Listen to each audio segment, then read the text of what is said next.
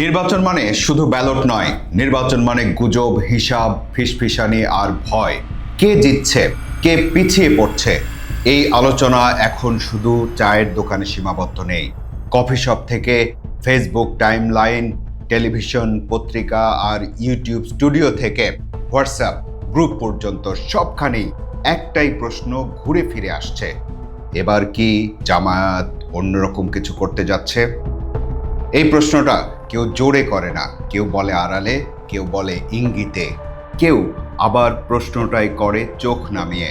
কারণ প্রশ্নটা শুধু ভোটের নয়, প্রশ্নটা ক্ষমতার, কৌশলের আর রাজনীতির অদৃশ্য সমীকরণের।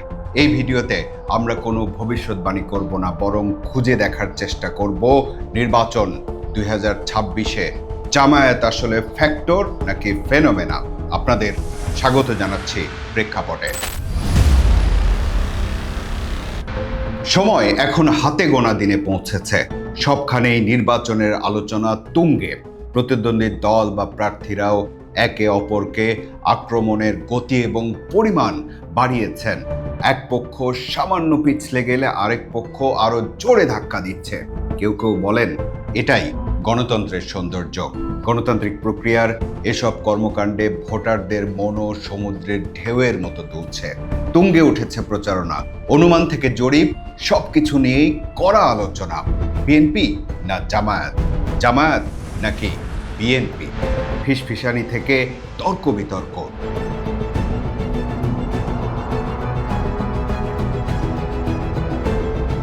বলা হয়ে থাকে যে নির্বাচনের আগের কয়েকদিনই ফলাফল নির্ধারণে বড় ভূমিকা পালন করে। 2026-এর জাতীয় নির্বাচনের ক্ষেত্রে সেই সময়টাই চলছে এখন। এই সময়ে প্রচারণার কৌশল শুধু দৃশ্যমান কর্মকাণ্ডেই সীমিত নেই। মানুষের মনোজগৎকে নিয়ন্ত্রণ বা প্রভাবিত করার জন্য সব ধরনের কৌশলই প্রয়োগ করা হচ্ছে। বিগত কিছুদিন হলো একটা আলোচনা অনেক জায়গাতেই শুনতে পাচ্ছি। তার বিষয়বস্তু হলো এবারের নির্বাচনে অন্যরকম কিছু হতে যাচ্ছে। সেই অন্যরকম কিছুর মূল প্রশ্ন হলো, জামায়াত কি নির্বাচনে জিততে যাচ্ছে বা সরকার গঠন করতে যাচ্ছে?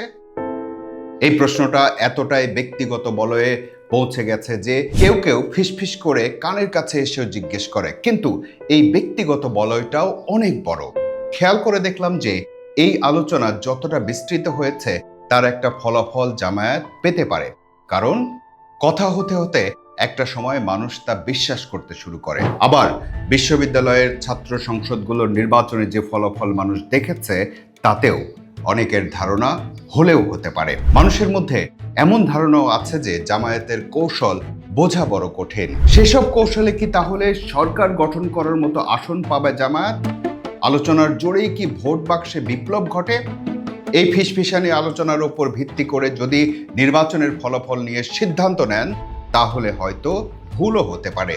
সেক্ষেত্রে চিন্তা করতে হবে যে এই কৌশলে যদি জামায়াতের ভোটও বাড়ে তাহলে সেটা কি তাদের সরকার গঠন করার মতো আসন পাওয়ার পর্যায়ে নিয়ে যাবে কিনা?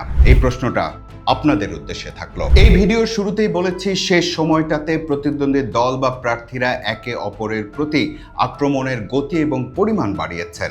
এক পক্ষ সামান্য পিছলে গেলে আরেক পক্ষ আরো জোরে ধাক্কা দিচ্ছে। বলা যায় যে শেষ সময়টাতে সেই আক্রমণ আরো জোরালো হয়েছে।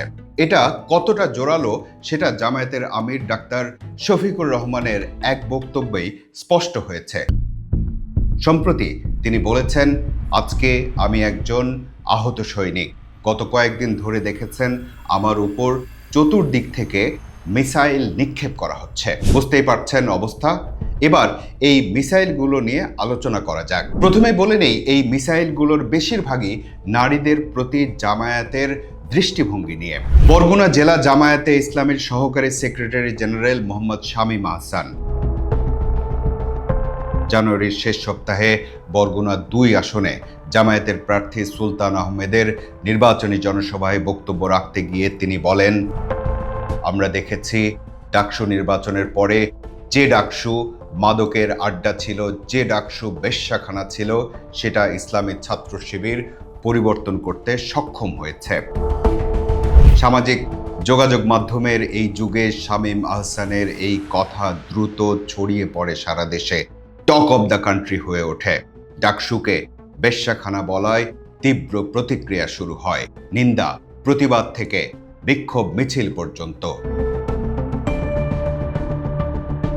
2 দিনের মধ্যে জামায়াতে ইসলাম শামীম আহসানের বিরুদ্ধে সাংগঠনিক ব্যবস্থা নেয়। তার রুকন বা সদস্য পদ স্থগিত করা হয় এবং সংগঠনের সব ধরনের দায়িত্ব থেকে অব্যাহতি দেওয়া হয়।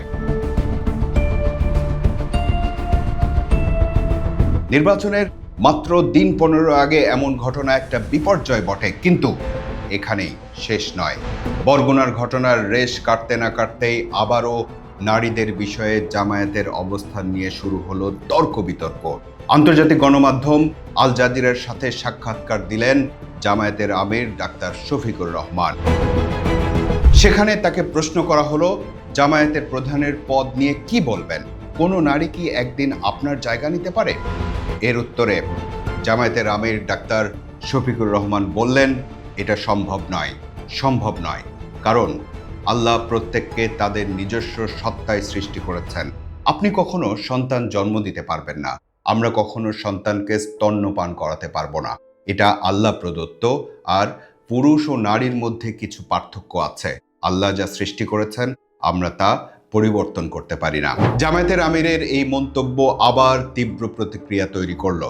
শুরু হলো আলোচনা, সমালোচনা আর ক্ষোভ। কিন্তু এখানেই তো শেষ নয়। 31 জানুয়ারি সামাজিক যোগাযোগ মাধ্যম এক্সে জামায়াতের আমির ডাক্তার শফিকুর রহমানের ভেরিফাইড অ্যাকাউন্ট থেকে যে পোস্ট প্রকাশিত হয় তাতে আবারও সারা দেশে তীব্র এবং বিরূপ প্রতিক্রিয়া তৈরি হয়। কারণ ওই পোস্টে লেখা ছিল, আমরা বিশ্বাস করি আধুনিকতার নামে যখন নারীদের ঘরের বাইরে ঠেলে দেয়া হয় তখন তারা শোষণ, নৈতিক অবক্ষয় ও নিরাপত্তাহীনতার মুখে পড়ে। এটা আসলে পতিতাবৃত্তিরই আরেক রূপ। যদিও পরে জামায়াতের পক্ষ থেকে বলা হয়েছে যে ডাক্তার শফিকুর রহমানের ওই এক্স অ্যাকাউন্টটি হ্যাক হয়েছিল, কিন্তু ততক্ষণে স্ক্রিনশট থেকে শুরু করে খবরের শিরোনাম পর্যন্ত হয়ে গেছে। এটাও নিঃসন্দেহে জামায়াতের ভাবমূর্তিতে একটা বড় ড্যামেজ তৈরি করেছে। এর প্রভাব ভোটারদের উপর কম বেশি হলেও পড়তেই পারে, কারণ দেশে মোট ভোটারের মধ্যে প্রায় অর্ধেকই তো নারী ভোটার। যারা জামায়াতের আদর্শে বিশ্বাসী তারা বাদ দিয়ে বাকিরা কিছুটা চিন্তায় বা দোলাচলে পড়তেই পারেন। যদি চিন্তায় পড়ে যায় তাহলে তার প্রভাব ভোটের ফলাফলেও পড়তে পারে। এই ভিডিওর একটি কথা আরেকবার রিপিট করি। কথাটা হলো, নির্বাচনের হার জিতের এই খেলায় প্রচারণার শেষ দিনগুলোতে এক পক্ষ সামান্য পিছলে গেলে আরেক পক্ষ আরো জোরে ধাক্কা দিচ্ছে। কিভাবে? সেটা নিশ্চয়ই আপনারাও বুঝেছেন বা দেখেছেন। এই ইস্যুগুলোর একটাকেও ছাড়েনি প্রতিদ্বন্দ্বী রাজনৈতিক দল বা অ্যাক্টিভিস্টরা। পরপর 3টি ইস্যুতেই তারা জামায়াতকে চাপে ফেলার চেষ্টা করেছে। এটাই নাকি গণতন্ত্র, এটাই নাকি রাজনীতির খেলা। জামায়াতে ইসলামীও প্রতিপক্ষের দুর্বলতাকে সামনে নিয়ে আসছে, আর প্রতিপক্ষ জামায়াতের দুর্বলতার কোনো সুযোগই হাতছাড়া করছে না। এ কারণেই তো জামায়াতের আমির বলেছেন, আজকে আমি একজন আহত সৈনিক। গত কয়েকদিন ধরে দেখেছেন আমার উপর চতুর্দিক থেকে মিসাইল নিক্ষেপ করা হচ্ছে। এখন হাতে গোনার সময়। এই সময়টা খুবই স্পর্শকাতর। দলের প্রধান থেকে শুরু করে মনোনীত প্রার্থী বা সাধারণ একজন কর্মীর যে কোনো কর্মকাণ্ড অনেক হিসাব নিকাশ বদলে দিতে পারে। আবার জামায়াতের রাজনীতির কৌশল বা নির্বাচনের কৌশল নিয়েও অনেক আলোচনা আছে বিদেশি শক্তির প্রভাব, গোপন আতাত, ষড়যন্ত্র তত্ত্ব বা ইলেকশন ইঞ্জিনিয়ারিং নিয়েও। কারো হিসাব নিকাশে বিএনপি এগিয়ে, কারো হিসাব নিকাশে জামায়াত এগিয়ে। এসব হিসাব নিকাশ আবার ব্যক্তিগত রাজনৈতিক বিশ্বাসের উপরও নির্ভর করে। এত সব উত্তেজনাকর টানাপোড়েনের মধ্যে মাঝে মাঝে কিছু জরিপ এসে কারো পালে হাওয়া দিয়ে যায়। তবে বিশ্লেষকদের মতে রাজনৈতিক ইতিহাসে এবারই জামায়াতের জন্য সবচেয়ে বড় সুযোগ।